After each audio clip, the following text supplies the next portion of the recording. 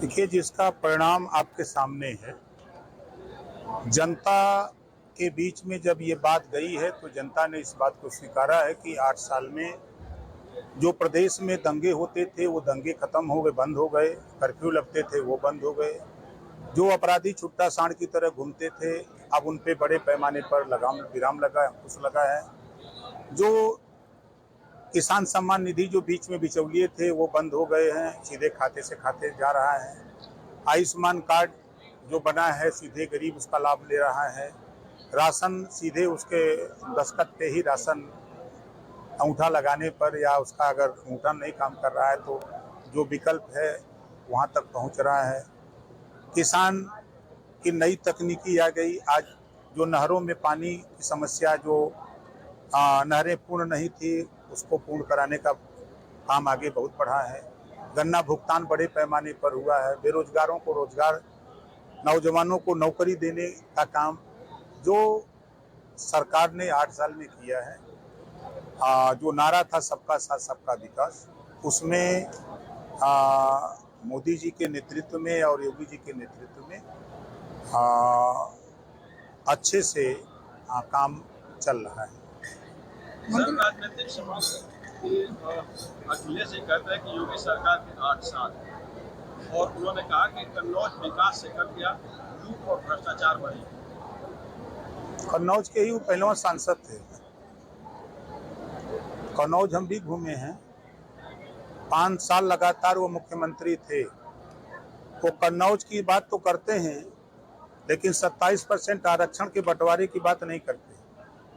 देश में रोहिणी आयोग का गठन हुआ, रिपोर्ट आ गई, समीक्षा भी हो गई, उस पर चर्चा ये नहीं करते हैं। लोकसभा चल रहा है, वहाँ इसको बोलने की हिम्मत नहीं है। हक लूटने का काम जहाँ है वहाँ नहीं बोलेंगे। पिछड़ों का हक लूटने में माहिर नारा देते हैं कि हम पीडीए चला रहे हैं, लेकिन नाई गोण पाल प्रजापति राजभर चौहान बिन केवट मल्ला दुल्हा दुनिया सारी साईं दर्जी फकीर का हिस्सा किसने लूटा 5 साल में? 27% आरक्षण का लाभ कौन ज्यादा उठा रहा है, ये वो क्यों नहीं बोलते हैं?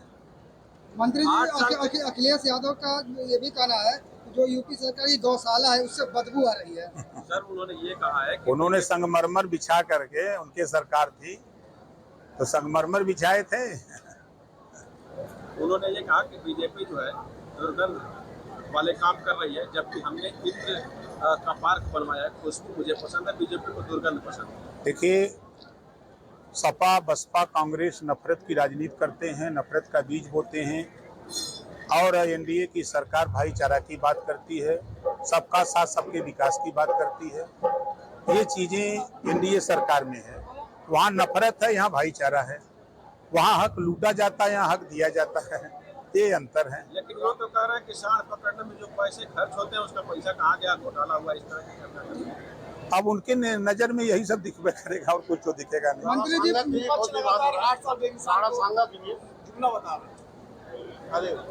अब उनका जुमला, जब वो हाई कोर्ट के आदेश को नहीं माने, 3 सितंबर 2013 को हाई कोर्ट ने कहा कि 27% आरक्षण कुछ जातियां उसका लाभ उठा रही हैं, इसको बांट करके दिया जाए, तो मुख्यमंत्री वो खुद थे, उन्होंने हाई कोर्ट के फैसले को नहीं माना, तो जुमला तो लगेगा ही। मंत्री जी, राणा सांगा बताया गद्दार की वजह से।